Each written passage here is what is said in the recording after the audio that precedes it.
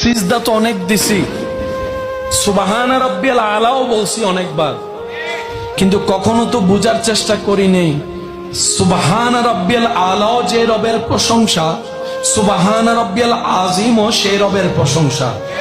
রুকুই কেন আমাদেরকে আজিম বলতে হয়, সিজদায় কেন বলতে হয় আলা? বাবার চেষ্টা করি নাই, জানার চেষ্টা করি নাই, শুধু একটা চেষ্টাই বারবার করেছি, কার ভুল কোথায় আছে, কার কমতি কোথায় আছে, কার ঘরে ঝামেলায় আছে, কার মেয়ের বিয়ে ভাঙছে, কার ছেলের মধ্যে সমস্যা আছে, কে পরীক্ষায় ফেল করছে, ওই খবর রাখছি। আফসোস আমার জন্য, আমাদের জন্য নিজের খবর রাখতে জানি নাই। কাল হাসরের ময়দানে গিয়ে দেখব আল্লাহ আমাকে আমার সম্পর্কে জিজ্ঞেস করছে, আপনাকে করছে আপনার সম্পর্কে প্রশ্ন। এবার সেই দিন ভাববো আজীবন অন্যের বিষয় খেয়াল রাখতে রাখতে নিজের খাতার মধ্যে অন্যের নাম লিখতে লিখতে, জীবনী লিখতে লিখতে খাতা ফিল আপ করলাম, এখন আয়সা বলে যে তোর জীবনী দে, নিজের জীবনী তো লেখিই নাই।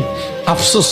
সেজন্য আল্লাহ তাআলা কোরআনে বলে ওয়াইলুল্লি কুল্লি হুমাজাতিল লুমাজা।